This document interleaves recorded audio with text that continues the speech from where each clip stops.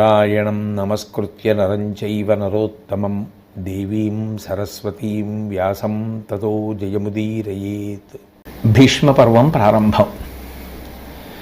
భీష్మాచార్యుడు మహానుభావుడు, వసువులలో ఒకడు. శాపవశాత్తు ఈ భూమి మీదకి మనుష్య రూపంతో వచ్చినటువంటి వాడు, సకల ధర్మములు తెలిసినటువంటి వాడు, సర్వజ్ఞుడు, విశేషించి ధర్మానుష్ఠాన తత్పరుడు, ఆచరించి చూపించినటువంటి వాడు. కాబట్టి ఆచార్య అనబడేటటువంటి బిరుదునామం పేరుతో కలపబడినటువంటి వాడు. అందుచేత భీష్మాచార్య అని పిలిపించుకున్నాడు. ఆచార్య అన్న శబ్దం దేనిని సూచిస్తుంది అంటే ధర్మమును ఆచరించి లోకమునకు మార్గదర్శనం చేసిన వారు కనుక.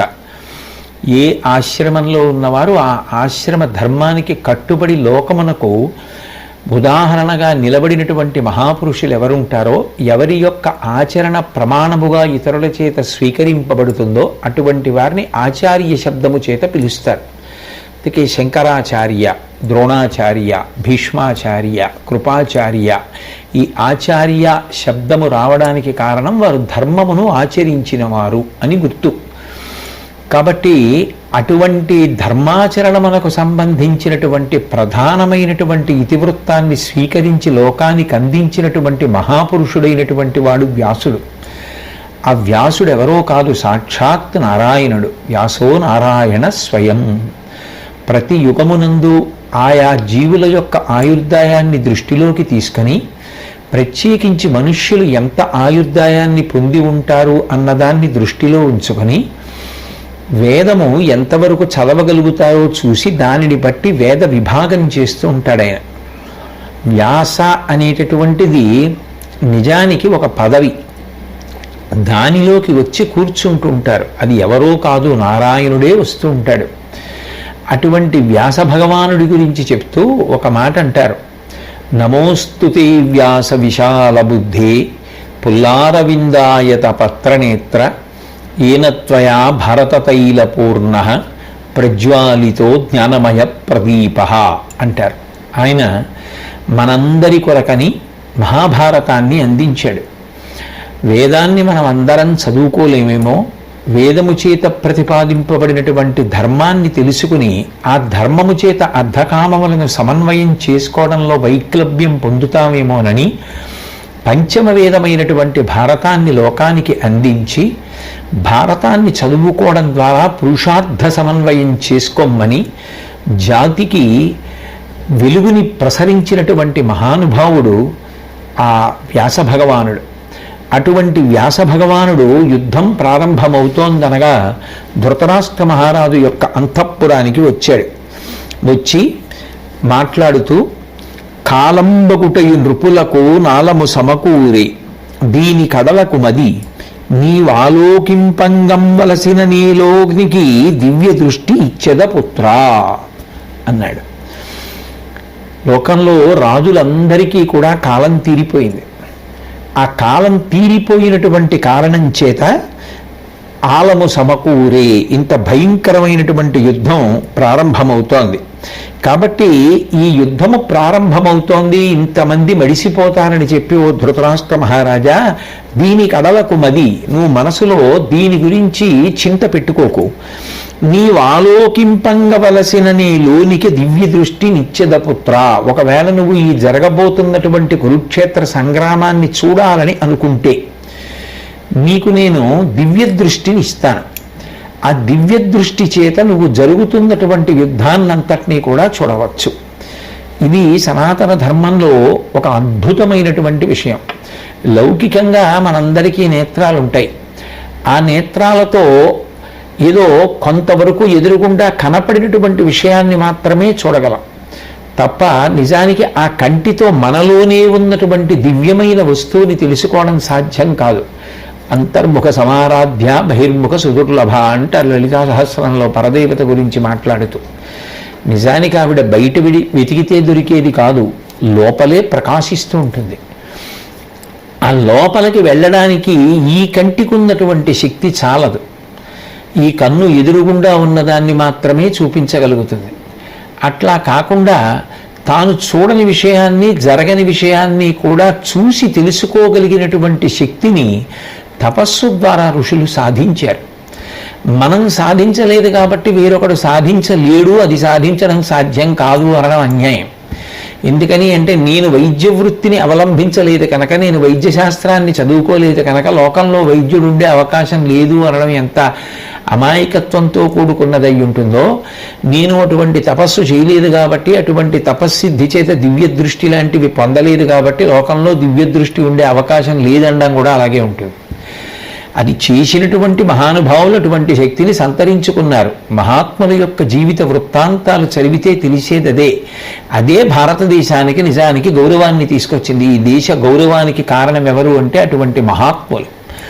అటువంటి మహాత్ముల వలన ఈ గడ్డకి ఇంత గౌరవం. భారతదేశం అనేటప్పటికీ ఒక ఆదిశంకర భగవత్పాదులు, ఒక చంద్రశేఖరేంద్ర సరస్వతి మహాస్వామి, రామకృష్ణ పరమహంస, ఒక వివేకానందుడు, ఒక చంద్రశేఖర భారతీ మహాస్వామి, ఇటువంటి వారందరూ స్మరింపబడి ఎనలేని గౌరవాన్ని పొందుతూ ఉంటాం. కాబట్టి అటువంటి దివ్య దృష్టిని ఓ ధృతరాష్ట్ర మహారాజా నీకు అనుగ్రహిస్తాను. లౌకికంగా నీకు చూపు లేకపోయినా నేను అనుగ్రహించేటటువంటి దివ్య దృష్టి వలన నువ్వు జరగబోయేటటువంటి యుద్ధాన్నంతటినీ చూడగలవు. కాబట్టి అటువంటి దృష్టిని ఇమ్మంటావా అని అడిగాడు. అడిగితే ధృతరాష్ట్రుడు వ్యాసుడితో అన్నాడు, అనుడు నతండు ఘోరముగా అన్నలు తమ్ములు పోరు క్రూరతం కనుగొనజాల, నేను వినగావలతో తదనుగ్రహంబు చేసిన కడు లెస్సయన్న, ముని చిత్తమునన్ కరుణించి సంజయం పనిచే, మహారణంబు పరిపాటిమెయిన్ సకలంబు చెప్పగన్. ధృతరాష్ట్రుడు అన్నాడు, నేను ఈ భయంకరమైనటువంటి యుద్ధాన్ని చూడలేను. ఎందుకు చూడలేను అంటే అందరూ కడుపున పుట్టినటువంటి పిల్లలు, అన్నదమ్ములు. ఇటు కౌరవులందరూ నాకు స్వయంగా సంతానం, అటు పాండుపుత్రులందరూ తమ్ముడి సంతానం. కాబట్టి వాళ్ళు కొడుకుల కిందే వరసలోకి వస్తారు. అన్నదమ్ములైనటువంటి వాళ్ళంత భయంకరంగా యుద్ధం చేసుకుని ఒకళ్ళ శరీరాన్ని ఒకళ్ళు చీల్చి చంపేసుకుంటుంటే అది నేను నా కంటితో చూడలేను. అది ఇప్పుడు ఉండవలసిన బుద్ధి కాదు, ఇంతకు ముందు ఎప్పుడో ఉండి దుర్యోధనుడిని నిగ్రహిస్తే అసలు ఈ పరిస్థితి ఏర్పడేది కాదు. కాబట్టి అన్నదమ్ములు దెబ్బలాడుకుంటుంటే చంపుకుంటుంటే నేను చూడలేను. నేను వినగావలతో చూడలేను, కానీ వినాలనుకుంటున్నాను. ఎందుకని అంటే ఇంకా నిజానికి ఎక్కడో చిన్న ఆశ, దుర్యోధనుడు గెలుస్తాడేమో వినాలని. కాబట్టి తదనుగ్రహంబు చేసిన కడు లెస్సయన్న, అలా వినడానికి నాకేమైనా అవకాశం చేయిస్తే నేను చాలా సంతోషిస్తాను. అంటే ముని చిత్తమునన్ కరుణించి, ఆ వచ్చినటువంటి వేదవ్యాస భగవానుడు హృదయములో దయ కలిగినటువంటి వాడై సంజయం పనిచే, సంజయుడికి ఆ కర్తవ్యాన్ని అప్పచెప్పాడు. మహారణంబు పరిపాటిమెయిన్ సకలంబు చెప్పగన్, ఆ జరిగేటటువంటి యుద్ధ విషయాలన్నీ కూడా జరిగినట్లుగా ధృతరాష్ట్రుడికి చెప్పాలి. ఆ ధృతరాష్ట్రుడికి చెప్పాలి అంటే ఎలా చెప్తాడు? అక్కడ యుద్ధభూమిలో కూర్చొని చెప్తే ఇక్కడికి అందించాలి అంటే అది ఎలా సాధ్యం అవుతుంది? వ్యాసుడు తలుచుకుంటే దానికి ఇవ్వగలడేమో, కానీ ఆ యుద్ధం అనేటటువంటిది ఎక్కడ జరుగుతోందో అక్కడ ప్రసంగం చేయడానికి, ప్రవచనం చేయడానికి ప్రశాంతంగా ఉండే ప్రదేశం అది. అక్కడ కూర్చుని ఆయన చెప్తుంటే మాత్రం ఈయనకి వినపడద్దు అవన్నీ సరిగ్గా. అందుకని ఆయన అన్నాడు, ఈ సంజయుడికి నేను కొన్ని విశేషమైనటువంటి శక్తులను కటాక్షిస్తున్నాను. ఈ సంజయుడు యుద్ధభూమిలో యథేచ్ఛగా సంచరించవచ్చు, తనకిష్టమైనటువంటి రీతిలో ఎక్కడికైనా వెళ్ళగలడు. అది కూడా చాలా వేగంగా విహరించగలిగినటువంటి శక్తిని ఇస్తున్నాను. 18 అక్షౌహిణీలు యుద్ధం చేస్తుంటే ఎవరెవరెక్కడ ఎటువంటి యుద్ధం చేస్తుంటారో తలుచుకున్నంత మాత్రం చేత అక్కడికి వెళ్ళగలిగినటువంటి శక్తిని ఇస్తున్నాను. ఆ యుద్ధ భూమిలో తిరుగుతున్నప్పుడు ఆయుధములు ఇతనిని ఏం చెయ్యవు. లేకపోతే అలా తిరుగుతున్నప్పుడు గబుక్కుని ఏ ఆయుధం వచ్చి నీ తగిలింది అనుకోండి, ప్రమాదం కాదు. అందుకని ఆయుధములు ఇతనిని తాకవు కాబట్టి ఇతనికి ప్రమాదం జరగదు. 2, ఈయన ఆ యుద్ధం చేస్తున్నటువంటి వాళ్ళ మనసులలో ఉన్న భావములను కూడా పసిగట్టగలడు. ఆ యుద్ధభూమికి వచ్చినటువంటి దేవతల యొక్క రూపములను చూడగలిగినటువంటి శక్తిని కూడా నేను ఈయనకి ఇస్తున్నాను అని ఆ సంజయుణ్ణి అలా యుద్ధభూమి యందు తిరిగి విషయములను తెలుసుకుని వచ్చి ధృతరాష్ట్ర మహారాజుకి యథాతథంగా నివేదించవలసినదిగా వినడం చేత చూసినంత సంతోషాన్ని పొందడానికి కావలసినటువంటి శక్తిని, అటువంటి అవకాశాన్ని ధృతరాష్ట్రుడికి కల్పించవలసిందిగా నిర్దేశించి ధృతరాష్ట్రుడి వంక తిరిగి, ఈ యుద్ధం వచ్చింది విధి యొక్క విలాసం, అది ఈశ్వరుడి యొక్క నిర్ణయం. దుష్టుల యొక్క సంఖ్య తగ్గిపోవాలి, భూమికి భారం తగ్గిపోవాలి. ఎంతమంది సంఖ్య పెరిగినా భూమికి భారం కాదు. శాస్త్రము చేత నిషేధింపబడిన కర్మలు అంటే ఈశ్వరుడి చేత నిషేధింపబడినటువంటి కర్మలు. అటువంటి కర్మలయందు ఉత్సాహము కలిగినటువంటి వారు ఎవరుంటారో, అటువంటి పనులు చేసేటటువంటి వారు ఎవరుంటారో వారి సంఖ్య పెరిగిపోతే అది భూమికి బరువు. అప్పుడు ఆ బరువు తగ్గించమని స్థితికర్త అయినటువంటి శ్రీ మహావిష్ణువుని భూదేవి ప్రార్థన చేస్తుంది. అది కూడా ఆయన తొందరగా జోక్యం చేసుకోవాలి అంటే గోవు రూపంలో ప్రార్థన చేస్తుంది. అప్పుడు అవతారం తీసుకుని వస్తూ ఉంటాడు భగవానుడు. యదా యదా హి ధర్మస్య గ్లానిర్భవతి భారత అభ్యుత్థానమధర్మస్య తదాత్మానం సృజామ్యహం అని కదూ. కాబట్టి భూమి యొక్క భారమును తగ్గించవలసినటువంటి సమయం ఏర్పడింది. కాబట్టి అనేక మంది రాజులు మరణిస్తారు. దీనికి నువ్వు దుఃఖించవలసినటువంటి అవసరం లేదు. కానీ ఎంతమంది మరణించారన్న దానికన్నా ఏది గెలవాలి అంటే అక్కడ వ్యక్తుల ప్రధానంగా కాదు, ధర్మము జయించడం ప్రధానం. ఇది ఈ దేశం యొక్క గొప్పతనం. ధర్మము జయించుగాక. కాబట్టి నువ్వు ప్రశాంతంగా ఉండు. నేను రాబోయేటటువంటి కాలంలో ఒక విశేషమైనటువంటి ప్రయత్నాన్ని చేసి లోకానికి ఒక ఉపకారం చేస్తాను. ఈ కౌరవుల యొక్క పాండవుల యొక్క గాథనంతటినీ కూడా అందరూ తెలుసుకోవడానికి వీలైనటువంటి రూపాన్ని కల్పించి వాళ్ళ యొక్క కీర్తిని ప్రకటనం చేస్తాను. అంటే మహాభారత గ్రంథాన్ని నేను రచించి లోకానికి అందిస్తానని చెప్పి ఆనాడే వేదవ్యాస భగవానుడు సంకల్పం చేసి ఉన్నాడు. కాబట్టి జరుగుతున్నటువంటి సంఘటనలు, కనపడుతున్నటువంటి అపశకునములను వీక్షించావు కదా. ఈ దుర్నిమిత్తములను గమనించినప్పుడు జనక్షయం విశేషంగా జరుగుతుంది. ఏదో దీపపు పురుగులు దీపాల మీదకి వెళ్ళి ఎలా పడిపోతాయో అలా జనులు పడిపోవలసినటువంటి సమయం ఆసన్నం అయిపోయింది. అది అపశకునముల వలన తెలుస్తోంది. మబ్బులు లేకుండానే ఆకాశంలో ఉరుములు వినపడుతున్నాయి. ఏనుగులు, గుర్రాలు మొదలైనటువంటివి కన్నుల వెంట అదే పనిగా అశ్రుధార విడిచిపెడుతున్నాయి. జంతువులకు పక్షులు పుడుతున్నాయి, ఆవులకి జంతువులు జన్మిస్తున్నాయి. స్త్రీ గర్భం నుంచి ఒకేసారి 4, 5 పిల్లలు పుడుతున్నారు. పుట్టిన పిల్లలు ఏడవడం మానేసి పుడుతూనే వాళ్ళు ఆటలాడుకోవడం, కలకలా నవ్వడం, ఇటువంటి పనులు చేస్తున్నారు. ఇటువంటివి సృష్టిలో సహజ పరిణామములు కావు.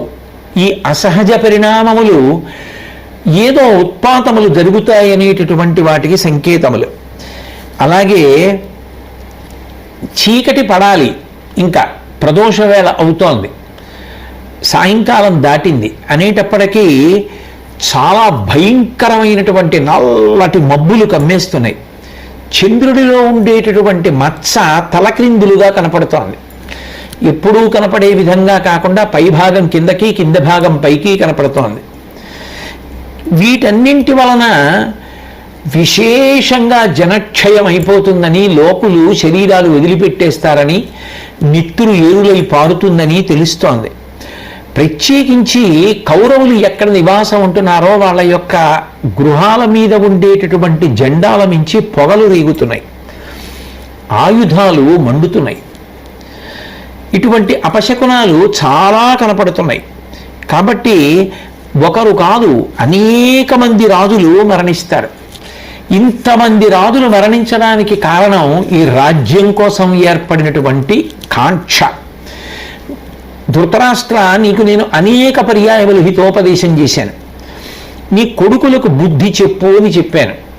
రాజ్యం కోసం ఒక్కళ్ళే అనుభవించాలనేటటువంటి ఈ తాపత్రయం కోసం జనక్షయమయ్యేటటువంటి ఇటువంటి యుద్ధానికి మార్గం చెయ్యవద్దు అని చెప్పాను. కానీ ఆనాడు నువ్వు వినలేదు. అంటే ధృతరాష్ట్రుడు అన్నాడు, నా కొడుకులకు మంచి చెప్పాలి అని నేను ఎంతో ప్రయత్నం చేశాను. వాళ్ళని ఆజ్ఞాపించడానికి నాకు శక్తి సామర్థ్యాలు సరిపోలేదు. అంతకన్నా అన్యాయమైన మాట లోకంలో ఇంకొకటి ఉండదు. అటువంటిప్పుడు ఆ పదవిలో ఒక్క నిమిషం ఉండడానికి అర్హుడు కాడు. తనకి శక్తి లేక కొడుకుని మందలించలేనివాడు, కొడుకుని నిగ్రహించలేనివాడు, జనక్షయానికి కారణం అయ్యేటటువంటి వాడు ఆ పదవిలో ఉండకూడదు. కాబట్టి ఎప్పుడూ ఈ మాటే చెప్తూ ఉంటాడు. కారణం లోపల మాత్రం దుర్యోధనుడు ఒక్కడు రాజ్యం ఏలాలనే ఆకాంక్ష. వాడు నా మాట వినడు ఆ దుర్యోధనుడు. కాబట్టి ఇక నేను చెయ్యగలిగినది ఏం లేదు, జరగవలసినది జరిగిపోయింది, జరగబోయేది జరుగుతోంది. కాబట్టి ఇంతకన్నా నేను చెప్పగలిగినటువంటిది లేదు అంటే ఈ ధృతరాష్ట్రుడు వ్యాసుల వారిని అడిగాడు, ఇప్పటి వరకు మీరు అపశకునముల గురించి చెప్పారు, శుభశకునములైతే ఎలా ఉంటాయి? ఒకవేళ లోకములకు మేలు జరుగుతుంది, చాలా గొప్ప ఉపకారం జరుగుతుంది, అందరూ సంతోషంగా ఉంటారు అని గుర్తించాలంటే ఏ శకునముల ద్వారా గుర్తించవచ్చు అని అడిగాడు. అడిగితే హోమం చేసేటప్పుడు, అసలు హోమం చేయాలన్న సద్బుద్ధుడు పుట్టాలి కదా. మనం దేవతలకి రుణపడ్డాం, దేవతలకి హవిస్సు ఇవ్వాలి, హవిస్సు ఇవ్వాలంటే దానికి త్యాగబుద్ధి ఉండాలి. అగ్నిముఖంగా దేవతలకి పెడితే హవ్యవాహనుడై ఆయన పట్టి కడితే దేవతలు సంతోషించి వేడపట్టున వర్షాలు కురిపిస్తే ధర్మచక్రం తిరిగితే అందరం సంతోషిస్తామనేటటువంటి భగవంతుని యొక్క వాక్కు మీద విశ్వాసం ఉంటే కదా హోమం చేయడం. అటువంటి హోమం శ్రద్ధాభక్తులతో చేస్తే అప్పుడు ఆ హోమంలో ఉండేటటువంటి అగ్ని జ్వాల సవ్యంగా ప్రదక్షిణంగా తిరుగుతుంది. ఆ తిరిగేటప్పుడు దివ్యమైనటువంటి పరిమళములు, గొప్ప సువాసనలు వస్తాయి. అలా అగ్ని సవ్యంగా ప్రదక్షిణ పురస్సరంగా తిరుగుతున్నప్పుడు సువాసనలు వస్తే లోకమునకు శుభం జరుగుతుంది, అనేక మంగళములు జరుగుతాయని గుర్తు. అంతేకాదు, గాలి వాలుగా ఎంతో ప్రశాంతంగా సంతోషంగా అందరూ సేద తీరేటట్టుగా వీస్తుంది. అలా కాకుండా గాలి వెయ్యకపోవడం, విపరీతమైనటువంటి తాపం కలుగుతూ ఉండడం, మనుష్యులకు అసలు ఏదో భరించరాని దుఃఖంలా అనిపించడం, వాతావరణం అంత అనుకూల్యత లేని స్థితి కలగడం అపశకునం. అదే గాలి వాలుగా వీచి చల్లగా హాయిగా సంతోషంగా మనుష్యులు ఉండగలిగితే అది శుభశకునం. భేరీల వంటి యుద్ధవాద్యాలు మ్రోగిస్తున్నప్పుడు అందులోంచి చక్కటి రవం వినపడితే అది శుభశకునం అని గుర్తు. ఒక్కటి గుర్తుపెట్టుకో ధృతరాష్ట్ర మహారాజా, ఎప్పుడైనా యుద్ధం జరిగినప్పుడు విజయము అనేటటువంటిది సంఖ్యాబలము మీద ఆధారపడదు. మన వెనక ఎంతమంది ఉన్నారు అన్నదాన్ని బట్టి విజయము ఉండదు. విజయము దేని మీద ఆధారపడుతుంది? ధర్మము మీద ఆధారపడుతుంది.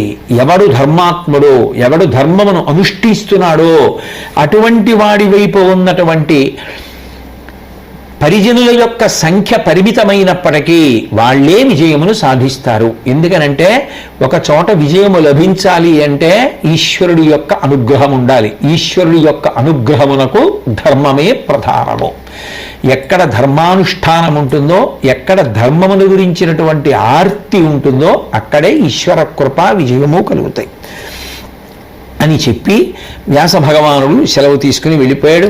వెళ్ళిపోయిన తర్వాత సంజయుడి వంక తిరిగి ధృతరాష్ట్రుడు ఒక మాట అడిగాడు. ఇంతమంది రాజులు ఇంతకాలంగా ప్రాణాలకు తెగించి రాజ్యం కోసం పోరాటాలు చేస్తూనే ఉన్నారు కదా, రాజ్యం అనగానేమి భూమియే కదా, అసలు ఈ భూమి గురించి ఇంతమంది రాజులకి ఇంత తాపత్రయం ఉండడానికి, ఇంతమంది యుద్ధాలు చేయడానికి ఈ భూమికి ఏదో గొప్పతనం ఉంది, ఆ గొప్పతనం ఏమిటో నాకు చెప్పు అని అడిగాడు. ఒక్కొక్కసారి ధృతరాష్ట్రుడు అడిగేటటువంటి ప్రశ్నలు చిత్ర విచిత్రంగా అనిపించినా లోకానికి ఉపయోగపడేటటువంటి గొప్ప సమాచారం తెలియడానికి మాత్రం అవి హేతువులు అవుతాయి. ప్రశ్న వేసినా వెంటనే చెప్పగలిగినటువంటి సమర్థుడైన వాడు ఉండద్దు. చెప్పగలిగిన వాడు అక్కడ ఉండి వాడికి సమర్థత ఉంటే అడిగేవాడు అడిగినా అందులోంచి అద్భుతమైన సమాచారం వస్తుంది. చెప్పగలిగిన వాడు కానప్పుడు అటువంటి వారిని ప్రశ్న వేస్తే మాత్రం అందుకోవడానికి కావలసిన సమాచారం ఎలా లభిస్తుంది? సంజయుడు మహానుభావుడు, దైవానుగ్రహ సంపన్నుడు, సర్వజ్ఞుడు, ధర్మాత్ముడు కనుక వెంటనే ఆ భూమి యొక్క గొప్పతనాన్ని చెప్పడం ప్రారంభం చేశాడు. అధిప నానా ప్రకార చరాచరంబులింద వేర్వేర జనీంచు ఇంద పెరుగు పిదప ఇంద అడంగు ఈ పృథ్వీ దాన సకలమునకు పరాయణ స్థానమరయా. ఈ చరాచర జగత్తుందే ధృతరాష్ట్ర మహారాజా, కదిలేటటువంటి ప్రాణులున్నాయి, కదలని ప్రాణులున్నాయి. చెట్టు కదలదు, మిగిలినటువంటి ప్రాణులున్నాయి. వెన్నుపాం భూమికి అడ్డంగా ఉండేటటువంటి ప్రాణులు, వెన్నుపాం అడ్డంగా ఉండేటట్టుగా పుట్టి నిలువుగా పెరిగేటటువంటి ప్రాణులు మనుష్యుల్లాంటివి.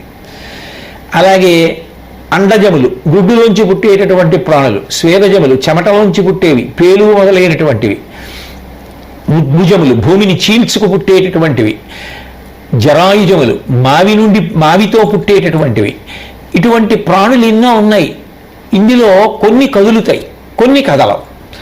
ఈ కదలక కదిలే ప్రాణులు అన్నీ కూడా ఈ భూమిలో నుంచే పుడతాయి, ఈ భూమి మీదే పెరుగుతాయి, చిట్ట చివరికి ఈ భూమిలోనే లయమైపోతాయి. నిజానికి ఈ భూమి కన్నా పరబ్రహ్మస్వరూపం కంటితో చూడడానికి ఇంకెక్కడుంది? పరబ్రహ్మాన్ని చూడాలి అంటే ఏదో తపస్సు చేసి చూడక్కర్లేదు, ఈ భూమియే పరబ్రహ్మస్వరూపం. ఎందుకని? ఎవ్వడు సృజించు ప్రాణుల ఎవ్వడు రక్షించు త్రుంచు ఎవ్వడు అనంతుండెవ్వడు విభుడెవ్వడు వాడి విధమున మనుచు వినుచు హేలారతుడై అంటారు పోతన గారు భాగవతంలో. ఏ ఒక్క పరబ్రహ్మము సృష్టికర్త అన్న పేరుతో బ్రహ్మగా లోకములను సృష్టిస్తోందో, ఏ పరబ్రహ్మము స్థితికర్త అనేటటువంటి కర్తవ్యతానిష్టతో శ్రీ మహావిష్ణువై ప్రాణులను నిలబెడుతోందో, ఏ ఒక్క పరబ్రహ్మమే తిరిగి రుద్రుడన్న పేరుతో ఆయుర్దాయం అయిపోయినా భగవంతుణ్ణి అందుకోలేకపోయిన వాళ్ళని పరమకారుణ్యంతో మళ్ళీ తనలోకి కలుపుకొని విశ్రాంతినిచ్చి మళ్ళీ శరీరాలిస్తోందో, అటువంటి మూడు మూర్తుల యొక్క సమాహార స్వరూపమే పరబ్రహ్మము. అయినప్పుడు సృష్టికర్త స్థితికర్తల యొక్క సమాహార, ప్రళయకర్తల యొక్క సమాహార స్వరూపమే పరబ్రహ్మమైతే ఈ భూమిలోంచే అందరూ పుడుతున్నారు, ఈ భూమి ఎందే పెరుగుతున్నారు, ఈ భూమి ఎందే కలిసిపోతున్నారు. అయినప్పుడు ఈ భూమి యందు సమస్త చరాచర ప్రపంచము పుట్టి పెరిగి లయమవుతోంది. కాబట్టి ఇంతకన్నా గొప్పది లోకంలో ఎక్కడుంటుంది? అటువంటి భూమి నాకు కావాలి అనేటటువంటి తాపత్రయం కలగడంలో ఆశ్చర్యం ఏముంది? పైగా పంచభూతములకు తన్మాత్రలు ఉంటాయి. సాధారణంగా ప్రతిపాదన చేసినప్పుడు ఒక్కొక్క భూతములకు ఒక్కొక్కటి చెప్తారు. ఏదో పంచభూతములంటే పృథివీ, ఆపు, తేజో, వాయు, ఆకాశములు. పృథివీ అంటే భూమి, భూమికి రసము రుచి, భూమికి వాసన. అలాగే అప్ అగ్ని, అగ్నికి తేజస్సు, నీరు, నీటికి చల్లతనం రుచి ఉంటాయి. అలాగే తేజో అగ్ని, అగ్నికి వేడి ఉంటుంది, ప్రకాశం ఉంటుంది. వాయు, వాయువు కదిలి వెళ్ళిపోతూ ఉంటుంది, శబ్దగుణకమై ఉంటుంది. ఆ వాయువునందే నిజానికి తరంగములు, ప్రకంపనలు వెడుతూ ఉంటాయి. అందుచేత అది వాయువు తగిలినప్పుడు శరీరములకు సుఖము కలుగుతూ ఉంటుంది. వాయు ప్రాణ సుఖం వాయు అంటారు. ఆకాశము శబ్దగుణకమవుతుంది. అంటే ఈ వాయువు వాక్కుగా మారితే, వాక్కుగా మారినటువంటి వాయువు ఏదైతే ఉందో అది ఆకాశమునందే ప్రయాణించి అవతల వారి యొక్క చెవి గుండా లోపలికి వెడుతుంది. అందుకని ఆకాశము శబ్దగుణకము. కానీ ఈ 5 తన్మాత్రలు కూడా భూమికి ఉన్నాయి. అందుకే శబ్దము ఉన్నది, భూమికి శబ్దం ఉన్నది, స్పర్శ ఉన్నది, భూమిని ముట్టుకుంటే తెలుస్తుంది. శబ్ద, స్పర్శ, రస. భూమిలోంచి అనేకమైనటువంటి పంటలు రావట్లేదు, రుచి కలగట్లా. భూమిలోంచి వచ్చిన వాటికి అనేక పళ్ళు, కూరలు, ఆకులు అన్నీ తింటాలా మనం. కాబట్టి శబ్ద, స్పర్శ, రస, రూప. భూమికి ఒక రూపం ఉంది. గంధ. గ్రీష్మ ఋతువు అయిపోయిన తర్వాత మొట్టమొదటి వర్షం పడగానే భూమిలోంచి వాసన వస్తుంది, వాసన ఉంది. 5 తన్మాత్రలు కూడా భూమికి ఉన్నాయి. ఈ భూమి యొక్క గొప్పతనం ఏమిటంటే, మేరు పర్వతానికి దక్షిణంగా సుదర్శనము అనబడేటటువంటి పేరు కలిగినటువంటి ఒక పెద్ద ప్రదేశం ఉంది. అందులో ధృతరాష్ట్ర మహారాజా ఒక జంబూ వృక్షం ఉంటుంది, ఒక నేరేడు చెట్టు. ఆ చెట్టు నుంచి చాలా చప్పుడవుతూ ఉండగా పెద్ద పెద్ద పళ్ళు ఆ చెట్టు నుంచి రాలి కింద పడుతూ ఉంటాయి. అవి బాగా మగ్గిపోయి ఉన్నటువంటి కారణం చేత ఆ పళ్ళల్లోంచి కారేటటువంటి రసంతో ఒక నది ప్రవహించి ఉత్తర కురు భూముల గుండా ప్రవహిస్తూ ఉంటుంది. ఆ నది ప్రవహించి వెళ్ళేటప్పుడు ఏ ఏ ప్రదేశాల గుండా వెడుతూ ఉంటుందో, ఎక్కడెక్కడ స్పృశిస్తూ ఉంటుందో అక్కడక్కడ బంగారం అవుతూ ఉంటుంది. అందుకని ఆ నది ప్రవహించిన చోట బంగారం ఏర్పడుతుంది కాబట్టి జంబూనదము అని బంగారానికి పేరు వచ్చింది. ఆ నదిలో ఉన్నటువంటి నీళ్లు తాగినటువంటి వారికి వృద్ధాప్యము రాదు, రోగం ఉండదు, దాహం ఉండదు. ఈ నదికి పశ్చిమ దిక్కున ఈ నేరేడు చెట్లు గుంపులు గుంపులుగా పెరిగి ఉంటాయి. అందుకని ఇది ఉన్నటువంటి ప్రదేశానికి జంబూద్వీపము అని పేరు వచ్చింది. దానికే సుదర్శన ద్వీపము అని ఇంకొక పేరు కూడా ఉంది. ఈ ద్వీపానికి చుట్టూ ఉప్పు నీటి సముద్రం ఉంది. తూర్పు పడమర దిక్కుల యందు పొడవుగా సముద్రం వ్యాపించి ఉంటుంది. దేవతల యొక్క వివిధ శ్రేణులతో కూడుకున్నటువంటి హిమవత్ పర్వతాలు, నిషధ పర్వతాలు ఈ జంబూద్వీపంలోనే ఉన్నాయి. ఇక్కడ అనేక మంది దేవతలు కొలువై ఉంటారు. ఇక ఈ మేరు పర్వతానికి పునాది చాలా లోతైనదై ఉంటుంది. మేరు పర్వతం అనేటటువంటిది దేవతలందరికీ కూడా నివాస స్థానం. ఆ మేరు పర్వతం మీద దేవేంద్రుడు, బ్రహ్మ మొదలైనటువంటి వారు తిరుగాడుతూ ఉంటారు. ఆ మేరు పర్వతం యొక్క కొండ చిరియలలోనే పార్వతీ పరమేశ్వరులు సర్వకాలముల యందు విహరిస్తూ ఉంటారు. ఈ జంబూద్వీపం 9 భాగములుగా విభజింపబడింది అని చెప్పి ఆయన ఆ విభాగములనన్నింటినీ వర్ణన చేశాడు. చేసి సంజయుడు ధృతరాష్ట్రుడితో, ఈ భారతదేశం, ఈ భూమి లోకానికంతటికీ సంతోషాన్ని కల్పిస్తుంది కాబట్టి ఇటువంటి చోట రాజులు రాజ్యమును పొందాలి అని ఆకాంక్షించడం ఆశ్చర్యం కాదు కదా అని చెప్పి అవతల కురుక్షేత్ర సంగ్రామ భూమి యందు జరిగేటటువంటి యుద్ధంలో భీష్మవరణంతో ప్రారంభం చేసి అసలు ఆ యుద్ధం ప్రారంభం నుంచి ఎలా జరిగింది అన్నదాన్ని ధృతరాష్ట్ర మహారాజుకు వివరణ చేస్తూ అంటాడు. ఇక యుద్ధం ప్రారంభమవుతుందనగా దుర్యోధనుడు చుట్టూ ఉన్నటువంటి వీరులందరితో మాట్లాడుతూ ఒక మాట అంటాడు. మన సైన్యానికి అంతటికీ సర్వసైన్యాధ్యక్షుడు భీష్ముడు. ఈయన మహానుభావుడు, మహావీరుడు. ఈయన మనందరినీ కూడా రక్షించగలిగినటువంటి వాడు. ఈ పృథివీ మీద ఆయనకు ఎదురు తిరిగి పోరాడగలిగినటువంటి వాడు లేడు అని ఆయనే ఇంతకు ముందు ప్రస్తావించాడు. శత్రువులను ధ్వంసం చేయడంలో ఆరితేరినటువంటి విలుకాడు. ఇటువంటి ఈ భీష్ముడు మనందరినీ రక్షిస్తాడు. మనం భీష్ముడిని రక్షించుకోవాలి. మనందరినీ రక్షించగలిగినటువంటి భీష్ముడిని కొత్తగా మనం రక్షించవలసినటువంటి అవసరం ఏమిటి అని అడుగుతారేమో. ఒక విషయాన్ని జాగ్రత్తగా వినండి అంటూ దుర్యోధనుడు అంటాడు. ఏమరి రక్షసాలని మృగేంద్రుని నక్కయు గోలుపుచ్చు సంగ్రామములోన కంగలిగి కావక తక్కిన ఆ శిఖండిచే ఈ మనుచేంద్రు కోల్పడమే ఇట్టిది గోల్పులి నిద్రవోవా ముద్దామ బలంబుమై గొరియతాకి వధించిన ఎట్టులుండదే.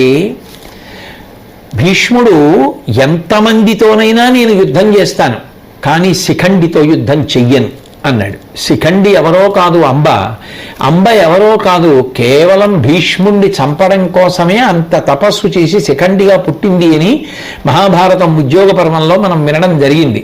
కాబట్టి ఆ శిఖండి అంత తపస్సు చేసి భీష్ముడి కొరకు మాత్రమే కారణజన్ముడిగా వచ్చినటువంటి వాడు. అటువంటి శిఖండి గత జన్మలో అంబ కేవలం భీష్ముడి మీద పగతో వచ్చింది అంబ శిఖండిగా. కాబట్టి ఆ శిఖండి భీష్ముడి జోలికి వస్తే ప్రమాదం. ఆ శిఖండితో నేను యుద్ధం చెయ్యను అని భీష్ముడు ఇతపూర్వమే ప్రకటించి ఉన్నాడు. కాబట్టి పాండవులు శిఖండితో భీష్ముడికి ప్రమాదాన్ని తీసుకొచ్చే ప్రయత్నం చేయవచ్చు. కాబట్టి మనం చాలా జాగ్రత్తగా ఆ శిఖండి నుండి భీష్ముడిని కాపాడుకుంటూ ఉండాలి. ఎందుకని అంటే ఏమరి రక్షసాలని మృగేంద్రుని నక్కయు గొలుపుచ్చు. ఒక సింహం ఎవరపాటుతో ఉండి చుట్టూ పరికించకుండా ఉన్నటువంటి సమయం చూసి ఒక నక్క సింహాన్ని చంపచ్చు. ఏం చెప్పగలం? సంగ్రామములోన కంగలిగి కావక తక్కిన ఆ శిఖండిచే ఈ మనుజేంద్రు కోల్పడమే. మనం చాలా జాగ్రత్తగా భీష్ముడిని శిఖండి నుంచి రక్షించుకుంటుంటే చాలు, భీష్ముడు మనందరినీ రక్షిస్తాడు. ఎందుకంటే భీష్ముడు శిఖండితో యుద్ధం చేయడు, ఆయన చెప్పాడు కదూ. అందుకని ఏమరపాటుగా ఉన్నటువంటి సింహాన్ని నక్క చంపేసినట్టు భీష్ముడి జోలికి శిఖండి రాకుండా ఉండాలి అంటే మనం భీష్ముడిని కాపాడుకుంటూ ఉండాలి. ఇట్టిది గోల్పులి నిద్రవోవా ఉద్దామ బలంబుమై గురియతాకి వధించిన ఎట్టులుండదే. ఒక పెద్ద పులి నిద్రపోతోంది. ఆ పెద్ద పులి నిద్రపోతుంటే ఎక్కడి నుంచో ఒక గొర్రె, చాలా బలమైనటువంటి గొర్రె పరిగెత్తుకొచ్చి దాని ప్రాణస్థానాన్ని ఢీకొట్టింది. ఎంత పెద్ద పులి అయితే మాత్రం ఆ గొర్రె వచ్చి అంత పరిగెత్తుకుంటూ వచ్చి తన ప్రాణస్థానమును ఢీకొడితే ఆ పెద్ద పులి మరణించింది. ఒక గొర్రె పెద్ద పులిని చంపినట్టు, ఒక నక్క సింహాన్ని చంపినట్టు శిఖండి భీష్ముడికి ఆపద తేవచ్చు. భీష్ముడికి ఆపద వస్తే మనది రక్షించేవాడెవరు? భీష్ముడు ఉంటే మనందరినీ రక్షిస్తాడు. కాబట్టి భీష్ముడిని మనం రక్షించుకోవాలి. కాబట్టి సర్వకాలముల యందు ఏ వంక నుంచైనా శిఖండిని మాత్రం ఎదిరించి భీష్ముడిని కాపాడుతుండండి. ఆయననొక్కడిని కాపాడుకోగలిగితే మనందరం కూడా సంతోషంగా ఉంటాం అని చెప్పాడు. తెల్లవారింది. ధృతరాష్ట్ర మహారాజా, ఇటు కౌరవులు అటు పాండవులు అందరూ కూడా యుద్ధానికి సన్నద్ధమై బయలుదేరారు.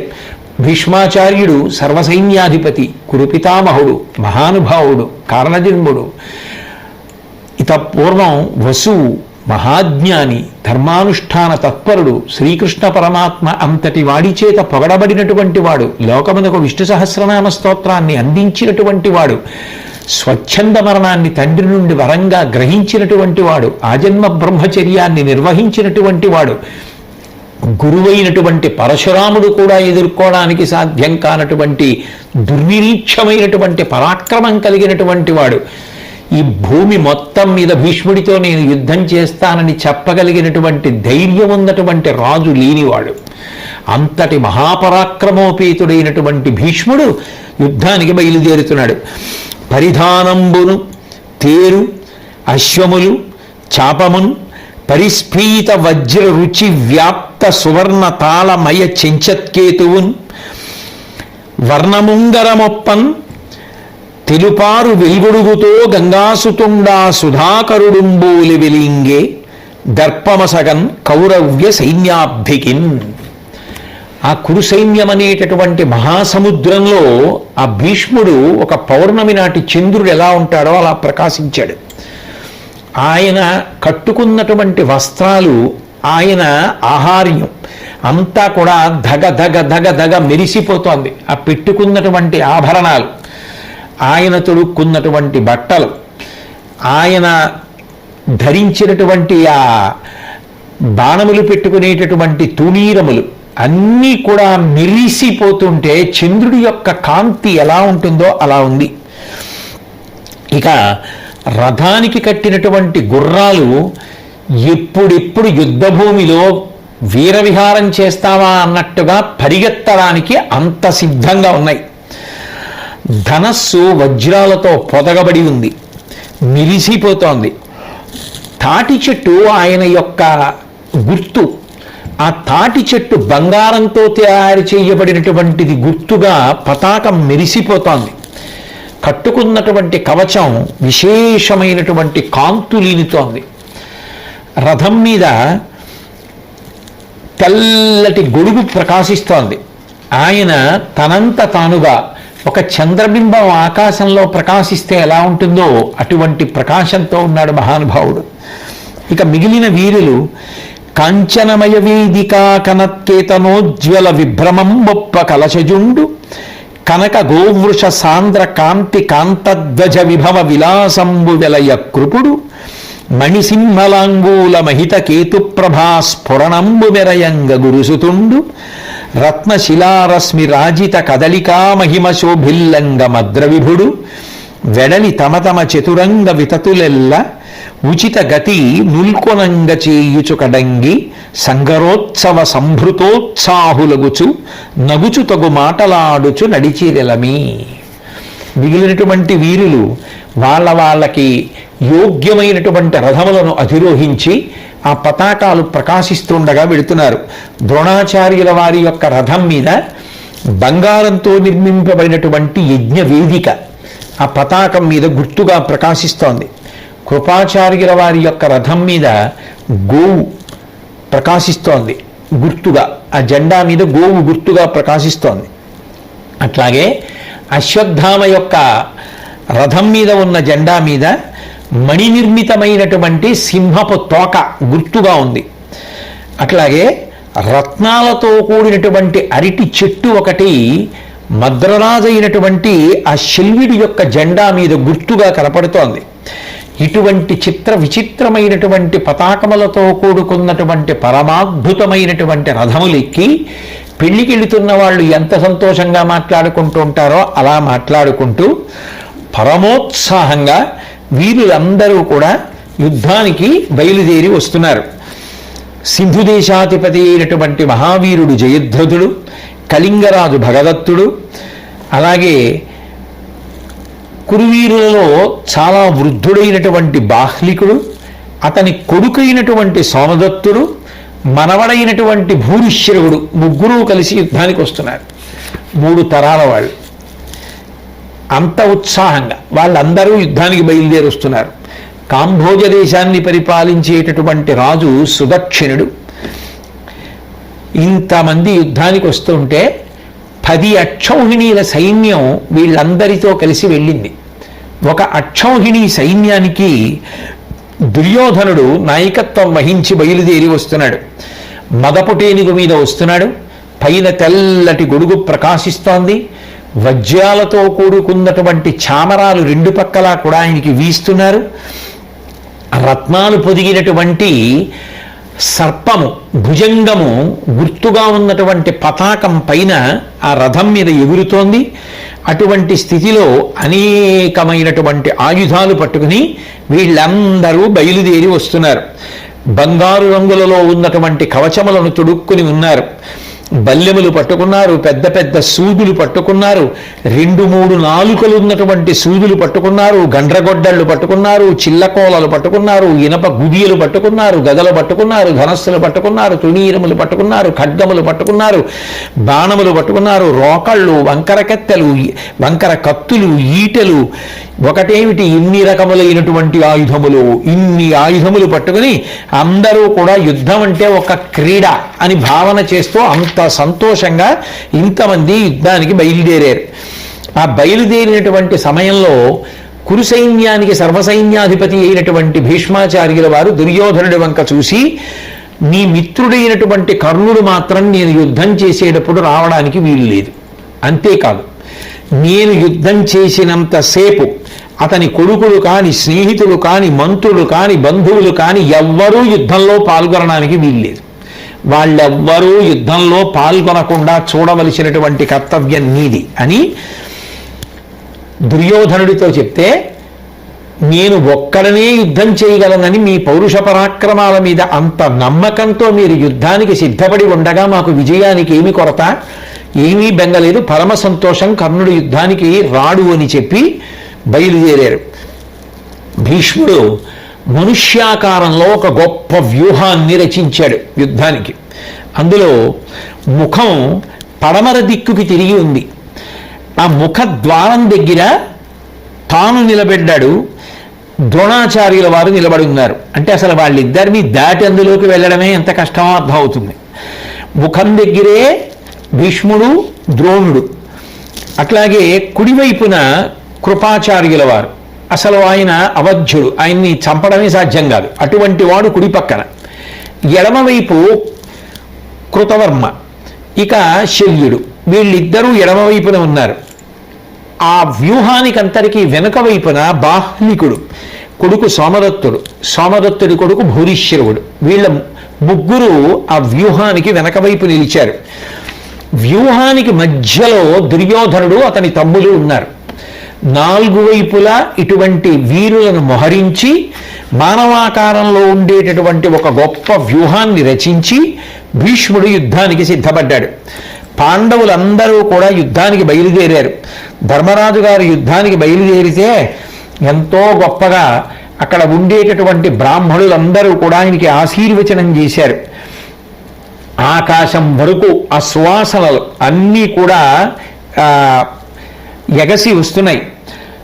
వాళ్ళు ధరించినటువంటి ఆభరణములలో ఉండేటటువంటి మణుల కాంతులు ఆకాశంలో నిలబడినటువంటి దేవతల వరకు ఆ వెలుగులు ప్రసరిస్తున్నాయి. దేవతలందరూ కూడా వచ్చి ఆకాశంలో నిలబడి ఇటువంటి పరమాద్భుతమైనటువంటి యుద్ధాన్ని చూడవలసిందే అని నిలబడి ఉన్నారు. రథములకు కట్టబడినటువంటి చిరుగంటల సవ్వళ్ళు అంతటా వ్యాపించి ఉన్నాయి. ఆ పదాతి దళం పట్టుకున్నటువంటి కత్తుల యొక్క కాంతుల తలతలలతో వెలుగులు నిండిపోయి యుద్ధభూమి అంతా కూడా ప్రసరించి ఉంది. ఆ జెండాల మీద ఉండేటటువంటి గుర్తులకు పొదగబడినటువంటి మణుల యొక్క కాంతులు సూర్యకాంతితో పోటీ పడుతున్నాయి. అంత గొప్పగా ధర్మరాజు గారు బయలుదేరాడు, భీముడు బయలుదేరాడు, అర్జునుడు యుద్ధానికి బయలుదేరాడు. అందున అసలు ఆ అర్జునుడు యుద్ధానికి వస్తున్నప్పుడు లోపల అంత టీవీగా గాంధీవం పట్టుకుని అర్జునుడు కూర్చునుంటే మహానుభావుడు ఎవరిని చూసేటప్పటికి లోకమంతా కన్ను తిప్పుకోలేక చూస్తూ ఉండిపోతుందో అటువంటి కృష్ణ పరమాత్మ హొయలుగా పగ్గాలు పట్టుకుని సారథ్యం చేసి వస్తూ ఉంటే అందరూ అసలు ఆ రథం వంక కృష్ణార్జునుల వంక చూస్తూ ఆశ్చర్యపోయేటట్టుగా ఉంది. అర్జునుడు దేవదత్తము అనబడేటటువంటి శంఖాన్ని పూరించాడు. ఆ వస్తున్నటువంటి అర్జునుడు ఎంత అందంగా ఉన్నాడంటేట, గాంధీవం బింద్రచాపంబు కరణి నొప్ప మెరసి దివ్య కిరీటంబు మెరుగులడర జ్యానినాదంబు గర్జగా నీని కృష్ణ కాంతి పొలిచే కవ్వడియను కారుమొగులు. ఆ అర్జునుడు వస్తుంటే ఆ రథంలో వస్తున్నటువంటి ఆ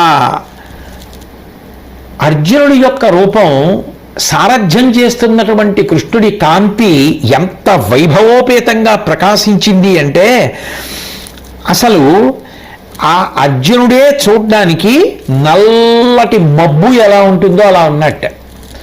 ఇక ఆ నల్లటి మబ్బులా ఉన్నటువంటి వాడికి చేతిలో పట్టుకున్నటువంటి ఆ గాంధీవమనబడేటటువంటి ధనస్సు మెరిసిపోతూ నల్ల మబ్బు మీద ఏర్పడినటువంటి ఇంద్రధనస్సు ఎలా ఉంటుందో అలా ఉందిట.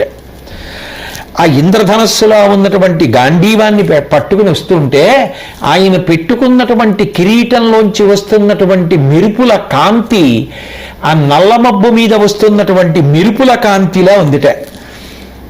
ఆ గాంధీవానికి ఉన్నటువంటి వింటి నారిని ఆయన లాగి విడిచిపెట్టినప్పుడు వచ్చేటటువంటి వింటి నారి శబ్దం మేఘములలోంచి వచ్చేటటువంటి గర్జన శబ్దం ఎలా ఉంటుందో అలా ఉందిట.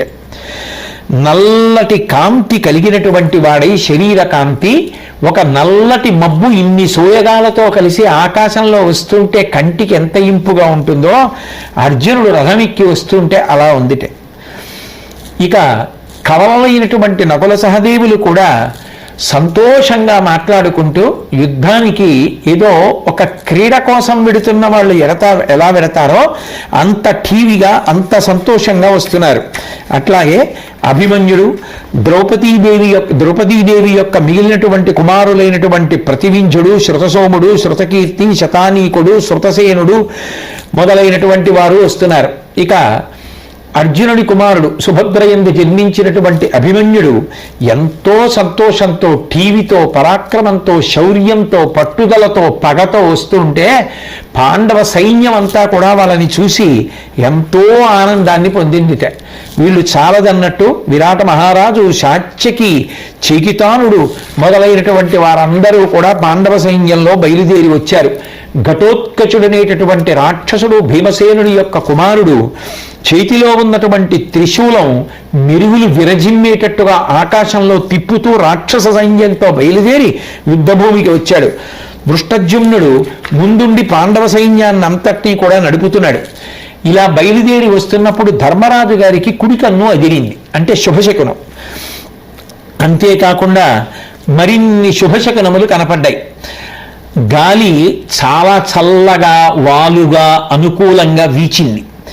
ఏనుగుల యొక్క కుంభస్థలాల నుంచి కారుతున్నటువంటి ఆ మదజలం దివ్యమైనటువంటి పరిమళాన్ని వెదజల్లింది.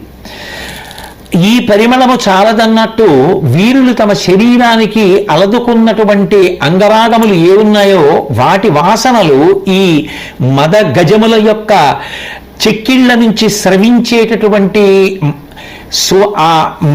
మదజలం యొక్క సువాసనలతో కలిసి కొత్త వాసనలు వెదజల్లుతున్నాయి. ఇటు వీరుల యొక్క మైపూతలు, అటు ఏనుగుల యొక్క మదజలధారల నుండి వచ్చినటువంటి సువాసనలు రెండూ కలిసి కొత్త సువాసనలుగా మారాయి. ఇటువంటి శుభ సూచనలన్నీ కనపడుతుండగా ధర్మరాజు విజయం మీద నిశ్చితమైనటువంటి అభిప్రాయంతో బయలుదేరి వచ్చి పాండవులందరూ కూడా శంఖములను ఊదారు. ధర్మరాజు ఆ వచ్చినటువంటి వీరులందరికీ కూడా అభినందన పురస్సరంగా చందనాన్ని, కర్పూరాన్ని, కాటుకని, పువ్వుల్ని, ఫలాల్ని పంచిపెట్టి బహూకరించాడు. తర్వాత ఒకసారి ధర్మరాజు కౌరవ సైన్యం వంక చూశాడు. 11 అక్షౌహిణీల సైన్యం ఒక మహాసముద్రంలా ఉంది. ఆ సముద్రాన్ని చూసి ఎంత కాదన్నా మనసులో కొంత జంకి అర్జునుడి వంక చూసి ఈ సైన్యం స్థూల దృష్టితో చూసినప్పుడు ఇంత విస్తారంగా ఉంది, ఎంతో భయంకరంగా ఉంది. పైగా ఎదురుగుండా పితామహుడైనటువంటి భీష్ముడు, గురువుగారైనటువంటి ద్రోణుడు చిరునవ్వులు చిందిస్తూ నిలబడి ఉంటే ఈ యుద్ధం చేయడానికి ఇంత సైన్యాన్ని చూస్తే ఎక్కడో మనసులో కించిత్ బిరుకుగా అనిపిస్తోంది. అంటే అర్జునుడు ఆ ధర్మరాజు గారితో మాట్లాడుతూ ఆయన యందు ఉత్సాహాన్ని నింపుతూ ఒక మాట అన్నాడు. మునివరుడైన నారదుడు మొన్నొక ఎప్పుడు చెప్పే ధర్మనాశనులకు వారలం ప్రబల సైన్యము కలిగినయేని కొంచెమైనను రుపిసేన గెల్చునని నాకు గురుండును దేవతానదీతనయుడు నెర్పడం వినగా తాను పరాశర సూర్యుడును కృపన్. అన్నయ్య ధర్మరాజా, ఒకప్పుడు వ్యాస భగవానుడు ఒక విషయాన్ని చెప్పాడు. ఆ విషయం నేను ఆయన దగ్గర వింటున్నప్పుడు భీష్మాచార్యుల వారు ఉన్నారు, ద్రోణాచార్యుల వారు ఉన్నారు. అన్నయ్య ధర్మరాజా, నిజానికి మనిషి ఎదురుగుండా ఉన్నటువంటి శత్రు సైన్యాన్ని చూసి ఆ శత్రు సైన్యం యొక్క సంఖ్యాబలాన్ని చూసి భయపడక్కర్లేదన్నయ్య. ఎందుకంటే ధర్మనాశనులకు వారలం ప్రబల సైన్యము కలిగినయేని. ధర్మాన్ని అనుష్ఠించకుండా ఉండేవాళ్ళు, ధర్మాన్ని పాడు చేద్దామన్న సంకల్పం ఉన్నవాళ్ళు ఎంత పెద్ద సంఖ్యతో కూడుకున్నటువంటి సైన్యంతో యుద్ధానికి వచ్చినా ధర్మాన్ని అనుష్ఠించే వాళ్ళు, ధర్మం కోసం యుద్ధం చేసేటటువంటి వాళ్ళు తక్కువ సంఖ్యలో ఉన్న వాళ్ళైనా, రెండవ పక్షం చేతిలో ఎక్కువ సంఖ్య ఉన్న వాళ్ళైనా ధర్మమునందు నిష్ట లేని వారు ఓడిపోతారని చెప్పాడు వ్యాస భగవానుడంతటి వాడి మాట చెప్పాడన్నయ్య. మాట చెప్పినప్పుడు భీష్ముడు ఉన్నాడు, ద్రోణుడు ఉన్నాడు. కాబట్టి మనం బెంగ పెట్టుకోవలసిన అవసరం ఏమిటి? పైగా మన వైపు పరమాద్భుతమైనటువంటి వీరులందరూ ఉన్నారు. కాబట్టి మనసులో కించిత్ కూడా దీని గురించి నువ్వు ఊహ చెయ్యవలసిన అవసరం లేదు. మనం సంతోషంగా యుద్ధానికి బయలుదేరదాం అన్నాడు. సర్వసైన్యాధిపతి అయినటువంటి దృష్టజ్యుమ్నుణ్ణి పిలిచి అర్జునుడు వీరి వైపు నుంచి నరవ్యూహాన్ని రచించవలసిందిగా కోరాడు. భీష్ముడు నరవ్యూహాన్ని రచించాడు కాబట్టి మన వైపు నుంచి అచల వ్యూహాన్ని రచించవలసిందిగా కోరాడు. అర్జునుడు కోరినట్టుగా ఆ దుష్టజ్యుమ్నుడు అచల వ్యూహాన్ని రూపొందించి సిద్ధం చేశాడు. ఆ అచల వ్యూహంలో మొట్టమొదట వ్యూహానికి ముందర అభిమన్యుడు మొదలైనటువంటి ఆ మహావీరులు, వారితో పాటుగా నకుల సహదేవులు నిలబడి ఉన్నారు. వాళ్ళకి బాసటగా భీముడు ఉన్నాడు. ఉత్తరం వైపు, దక్షిణం వైపు ఒకవైపు విరాటుడు, ఒకవైపు ద్రుపద మహారాజు నిలబడి ఉన్నారు. ఇక పెద్ద పెద్ద పర్వతాలు ఎలా ఉంటాయో అటువంటి పర్వతాలలా శోభిల్లేటటువంటి ఏనుగుల గుంపు మధ్యలో, వ్యూహం మధ్యలో ధర్మరాజు గారు ఉన్నాడు. ఛత్రచామరాలు ఆయనకి రాజలాంఛనాలుగా అక్కడ సేవలు అందిస్తున్నటువంటి వారితో కలిసి ఏర్పాటు చేయబడి ఉన్నాయి. బ్రాహ్మణులు ఆశీర్వదించి ఉన్నారు. ఆ ఆశీర్వచనం చేసినటువంటి బ్రాహ్మణులందరికీ కూడా ధర్మరాజు గారు మీరి వస్త్రాలు, బంగారు కాసులు బహూకరించాడు. అర్జునుడి చేత కాపాడుపడుతూ శిఖండి ఉన్నాడు. ఎందుకనంటే ఆ శిఖండి భీష్ముడిని సంహరించాలి. భీష్మ సంహారానికి శిఖండి ప్రధాన కారణం కావాలి. అంటే శిఖండిని కాపాడుకోవాలి. శిఖండిని జాగ్రత్తగా చూడమని దుర్యోధనుడు అన్నాడు. శిఖండిని కాపాడుకోవడానికి అర్జునుడు ఉన్నాడు యువతల వైపు. వెనక భాగంలో మగధ దేశానికి చెందినటువంటి సహదేవుడు, దృష్టకేతుడు అనేటటువంటి ఇద్దరు మహావీరులు ఉన్నారు. ఉండి దృష్టజుమ్నుడు అచల వ్యూహాన్ని నిర్మిస్తే భీష్మాచార్యుల వారు నరవ్యూహాన్ని నిర్మించాడు. ఇప్పుడు ధృతరాష్ట్రుడు ఈ చెప్తున్నటువంటి సంజయుడికి యుద్ధవార్తలన్నీ సంజయుడు కదా చెప్తున్నాడు, వేదవ్యాసుడు ఇచ్చినటువంటి వరప్రభావంగాను. ఆ చెప్తున్నటువంటి సంజయుడు వంక తిరిగి ధృతరాష్ట్రుడు ఒక ప్రశ్న వేశాడు. పాండవ సైన్యం 7 అక్షోహిణీలతో ఉంది. ధర్మరాజు గారు ఆ కౌరవ సైన్యాన్ని చూసి మనసులో కించిత్తు దిగులు చెందాడు. అంత పెద్ద సైన్యం కౌరవ సైన్యం. సంజయ, 2 వైపులా ఉన్నటువంటి ఈ సైన్యాలను చూస్తుంటే ఎవరు గెలుస్తారనిపిస్తోంది అని అడిగాడు. అంటే ఎక్కడో ఇంకా చావని ఆశ ధృతరాష్ట్రుడిది, ఎవరిలో ఎక్కువ ఉత్సాహం ఓలలాడుతోంది అని అడిగాడు. అడిగితే ఆయన సంజయుడు ధృతరాష్ట్రుడితో మాట్లాడుతూ, కొత్తగా చెప్పవలసినటువంటి అవసరం ఏముంటుంది? నరనారాయణులైనటువంటి ఆ అర్జునుడు, కృష్ణుడు పాండవ సైన్యంలో ఉన్నారు. కాబట్టి పాండవ సైన్యమునందు ఉత్సాహము చాలా విశేషంగా కనపడుతోంది అన్నాడు. శ్రీకృష్ణుడు పాంచజన్యము అనబడేటటువంటి శంఖాన్ని పూరిస్తే అర్జునుడు దేవదత్తము అనబడేటటువంటి శంఖాన్ని పూరించాడు. ఈ కృష్ణార్జునులు ఇద్దరూ తమ శంఖములను పూరించగానే పాండవ సైన్యం అంతా ఉత్సాహం మరింత పొందింది. అవతల కౌరవ సైన్యం మీద ఆకాశంలోంచి నిత్తుర వర్షం కురిసింది. ఈ అపశకునం తెలుస్తుందేమో, ఈ అపశకునం యొక్క శబ్దములు మిన్నంటుతుంటే సైన్యం భయపడుతుందేమోనని దుర్యోధనాదులు అన్నారు, ఎవరికీ వినపడకుండా ఉండడానికి యుద్ధవాద్యాలు గట్టిగా మ్రోగించండి అన్నాడు. అని ఎన్నో చెడ్డ శకునములు కనపడుతున్నప్పటికీ కూడా ధైర్యం చేసి సాహసించి యుద్ధానికి కౌరవ వీరులు బయలుదేరారు. అప్పుడు భీష్ముడు, ద్రోణుడు, అశ్వత్థామ, కృపాచార్యుడు మొదలైనటువంటి పెద్దలు అపశకునములు స్పష్టంగా కనపడుతున్నాయి, ఏ విధమైనటువంటి అనుమానం లేదు, పాండవులే యుద్ధంలో గెలుస్తారు అని అనుకున్నారు. ఇక యుద్ధం ప్రారంభమవుతుందనగా ధర్మరాజు గారు ఆ ఎదురుగుండా ఉన్నటువంటి సైన్యాన్నంతటినీ ఒకసారి చూశాడు. చూసి సమరకౌతికి అయిన యజాత శత్రుడు ఒప్పు మిగిలెడు మైమరు ఊడ్చి ఆయుధములతో కూడా తన అరదమును పెట్టి ఇలకు దిగి మౌని అయి కరంబులు మొగిచ్చి. ఆ ధర్మరాజు గారు ఆ రథంలో నిలబడి ఒకసారి ఎదురుగుండా ఉన్నటువంటి సైన్యాన్ని చూసిన తరువాత ఆ కట్టుకున్నటువంటి కవచాన్ని విప్పేశాడు.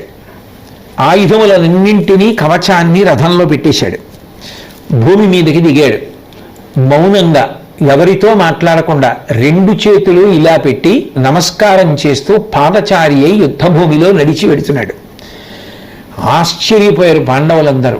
ఇదేమిటి, తీరా యుద్ధానికి వచ్చిన తర్వాత కవచం విప్పేశాడు, ఆయుధాలని తీసుకెళ్లి రథంలో పెట్టేశాడు, కిందకి దిగిపోయాడు, పాదచారి అయి నమస్కారం పెట్టుకుంటూ శత్రుభూమిలోకి వెళ్ళిపోతున్నాడు, శత్రువుల దగ్గరికి. ఏమైంది ఈ ధర్మరాజుకి? ఇలా వెడుతున్నాడే భీష్ముడి దగ్గరికి, ఎందుకు వెడుతున్నాడు అని శ్రీకృష్ణుడు, సాత్యకి, మిగిలినటువంటి భీమార్జున, నకుల సహదేవులు, స్నేహితులైనటువంటి రాజులు అందరూ కూడా ఆందోళన చెందారు.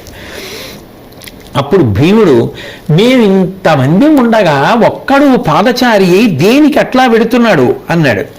శత్రువులను ఓడించడానికి కావలసినంత వ్యూహరచన పటిమ మనకుండగా ధర్మరాజు దేనికి జడిసి ఇలా వెడుతున్నాడని అర్జునుడు అన్నాడు. నకులుడు, శత్రువులు జంకుపడకుండా దైన్యంతో ఉండవలసినటువంటి స్థితిలో, అసలు శత్రువులు మనని చూసి జంకాలి, శత్రువులు మనని చూసి దైన్యం వహించాలి. అటువంటిది ఈయన జంకుతున్నట్టు దైన్యంతో ఉన్నట్టు ధర్మరాజు గారు ఎందుకు ఇలా వెడుతున్నాడని నకులుడు అన్నాడు. వెంటనే సహదేవుడున్నాడు, ఉత్సాహంతో పని చెయ్యవలసినటువంటి సమయంలో అందరికీ నిరుత్సాహం కలిగేటట్టుగా కవచం విప్పేసి ఆయుధాలు తీసేసి అక్కడ పెట్టేసి పాదచారి అయి నమస్కార ముద్ర పట్టి కౌరవ సైన్యంలోకి వెళ్ళవలసిన అగత్యం ధర్మరాజు గారికి ఎందుకు కలిగింది అన్నాడు. వెంటనే శ్రీకృష్ణుడు వాళ్ళందరి వంక చూసి, నాకు అర్థమైంది, నేను ధర్మరాజు గారి యొక్క అభిప్రాయాన్ని పట్టుకోగలిగాను. పెద్దలైనటువంటి భీష్మ, ద్రోణ, కృప, శల్యాది వీరుల యొక్క ఆశీర్వచనం పొందడం కోసం, పెద్దల యొక్క ఆశీర్వచనము లేకుండా యుద్ధంలో జయం పొందలేమనేటటువంటి నిశ్చితమైన అభిప్రాయంతో ధర్మరాజు గారు వెడుతున్నాడు. కాబట్టి మీరెవ్వరూ ఏ విధమైనటువంటి ఆందోళన చెందవక్కర్లేదు అన్నాడు. అప్పుడు ఆ ధర్మరాజు గారు తిన్నగా వెళ్ళి భీష్ముడి దగ్గరికి వెళ్ళి ఆయన పాదములకు నమస్కరించాడు. నమస్కరించి భీష్ముడితో అన్నాడు, అనగా నీకెదిర్చి అనిచేయువాడనై మున్ననుజ్ఞగొనగా నిన్నుగాన నిమ్మి వచ్చినాడ నీ చేత దీవెన వడసి చనిన నేను పరగగిలుతూ. తాత, మీరు పెద్దవారు, మొట్టమొదట మీ యొక్క అనుజ్ఞ తీసుకుని, మీ అనుమతి తీసుకున్న తర్వాత యుద్ధం చేద్దామని చెప్పి నేను మీ అనుజ్ఞ కోసం, మీ ఆశీర్వచనం కోసం వచ్చాను అని చెప్పి భీష్మాచార్యుల వారి యొక్క పాదములకు నమస్కారం చేశాడు. మీ ఆశీర్వచనము, మీ అనుమతి లభిస్తే అప్పుడు యుద్ధాన్ని ప్రారంభం చేస్తాం. ఆ వినయానికి, ఆ విధేయతకి పొంగిపోయాడు భీష్ముడు. పొంగిపోయి అనవిని గాంగేయుడు అక్కట నీవిట్లు సనుదేక తక్కిన శాపమిత్తు వచ్చితి మేలయ్యే వైరుల నిర్జింపు ఇదిగాకయును వరమిద్ది అయిన అడుగుము నీకుగా ననిసేయుటొక్కటి తక్కంగా నావుడు ధర్మసుతుడు రారాజు పక్షమై రణము చేయుము నాకు హితమగు కార్యంబు మతితలంపు అనుడు అట్ల కాక అట నీ తలంపేమి అనిన భీష్ముతోడ అతడు నిన్ను పోర గెలుచు విధము బోధింపుమనుటయు సస్మితాశ్చుడగుచు శాంతనవుడు. ఆ ధర్మరాజు గారు నమస్కారం చేసి అనుమతి అడిగితే చూసినటువంటి భీష్ముడు అన్నాడు, నువ్వు ఇలా బయలుదేరి వచ్చి నన్ను అనుమతి అడగకుండా యుద్ధం ప్రారంభం చేసి ఉంటే ధర్మరాజా నిన్ను శపించి ఉండేవాణ్ణి. నువ్వు ఇట్లా రావడం చాలా మంచిదైంది. నేను చాలా ప్రీతి చెందాను నీ ప్రవర్తన పట్ల. నీకు ఏ వరం కావాలడుగు, నన్ను నీ పక్షాన యుద్ధం చెయ్యమని మాత్రం అడక్కు. ఎందుకని? ఆయనకి ముందే తెలుసు ఇంక ఎంతకాలం శరీరంలో ఉంటాడు. శరీరము బుడ్లిపోవాలంటే అర్జున బాణములు తప్ప మార్గం లేదు. అర్జునుడికి వైరిసేనలో నిలబడితే తప్ప అర్జునుడి బాణములు తగిలే అవకాశం లేదు. అందుకని కదా వచ్చాడు. కాబట్టి నీ పక్షాన యుద్ధం చెయ్యమని తప్ప ఇంకేమైనా అడుగు అన్నాడు. అంటే ధర్మరాజు గారు అన్నారు, నువ్వు రారాజు పక్షానే యుద్ధం చెయ్యి, కానీ నాకు మేలైనటువంటి కార్యం జరగాలని మనసులో తలుచుకుంటుండు, నాకు అది చాలు. అంటే ఇంకేదైనా వరాన్ని కూడా అడుగు అన్నాడు. అంటే ధర్మరాజు గారు అన్నాడు, నిన్ను యుద్ధంలో గెలవడం ఎలా తాత అని అడిగాడు. నిన్ను యుద్ధంలో గెలవడం అన్న మాటకు అర్థం ఏమిటి? తాత నిన్ను చంపడం ఎలా అని. బహుశా ఆయా సమయాల్లో ఎంతంత ప్రేమలున్నా, ఎంత గౌరవాలున్నా అంత కఠినంగా ఉండవలసినటువంటి తీరు ఏర్పడుతుందిగా ఉంది. కానీ దాన్ని భీష్ముడు ఎలా తట్టుకున్నాడో అలా ధర్మరాజు గారు ఎలా అడగగలిగారు?